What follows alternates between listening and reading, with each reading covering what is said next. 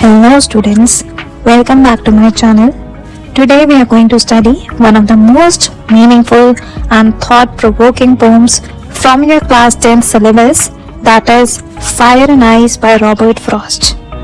Now, this poem may look very short, just 9 lines, but trust me, it carries one of the deepest messages about human nature, emotions, and how our behavior can literally destroy the world. So stay tuned till the end because we will cover line by line explanation, theme, moral, and most important exam tips to get full marks. So, let's understand what the poem is all about. The poet imagines two possible ways in which the world could end, either in fire or in ice. Some people believe that the world will end in fire because of passion, greed, and desire. Others believe it will end in ice because of hatred, jealousy, and indifference. Frost connects these physical forces of nature with human emotions, showing how both desire and hatred can destroy us. So let's understand line by line. Some say the world will end in fire. Some say in ice.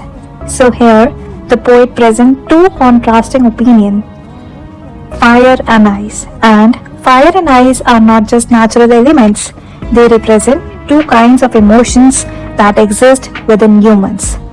Fire symbolizes desire, lust, greed, passion, the burning emotions that make people selfish. Ice symbolizes hatred, coldness, cruelty, and indifference, emotions that make people heartless. In the next lines, from what I have tasted of desire, I hold with those who favor fire. Now the poet Frost says that he has experienced the feeling of desire and knows how destructive it can be. So he favors those who believe that desire is the reason of destruction. When desires become uncontrollable for money, power, or success, they can burn everything around us. So he agrees with those who believe that desires can destroy the world. Let's jump to the final lines. But if it had to perish twice, I think I know enough of hate to say that for destruction, ice is also great and would suffice. Now, here the poet says that if the world had to end again twice, second time, hatred would also be enough because hatred, coldness, and a lack of love are equally destructive. So in other words, we can say that he meant that both desire and hatred can bring about destruction, whether it's the end of a relationship, a community, or even the whole world.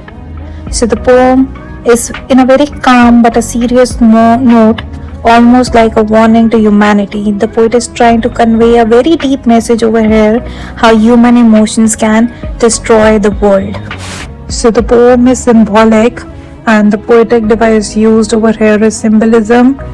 Fire is representing desire and ice is representing hatred. Represents emotions, not elements. So what is the poet's message, the central idea? So the central idea of fire and ice is that uncontrolled emotion can destroy humanity. Fire and ice are symbols of destructive human feelings. Fire representing desire over here, that is too much wanting, greed and passion, and ice representing hatred, that is lack of love and compassion. The poem shows that both extremes, too much passion or too much hatred, are dangerous.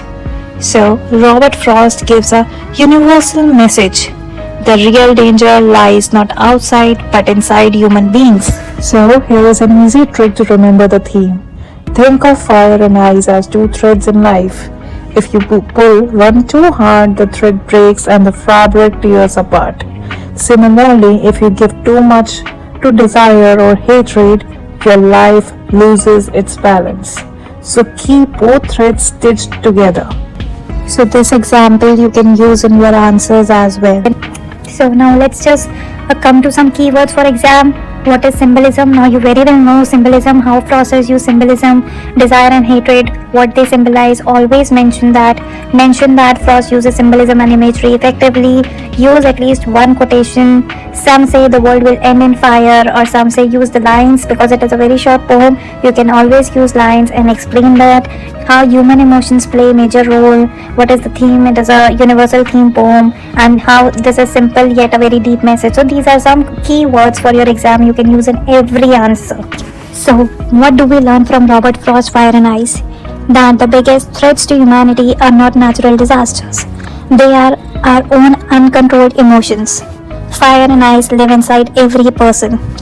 If we can learn to balance desire with patience and anger, with kindness, we can save not just our relationships but the world itself. It's a short poem, but one that burns and freezes deep in the meaning. Thank you for watching, listening. If this explanation helped you, give a thumbs up, share it with your friends, and don't forget to subscribe for more easy and exam-friendly literature lessons.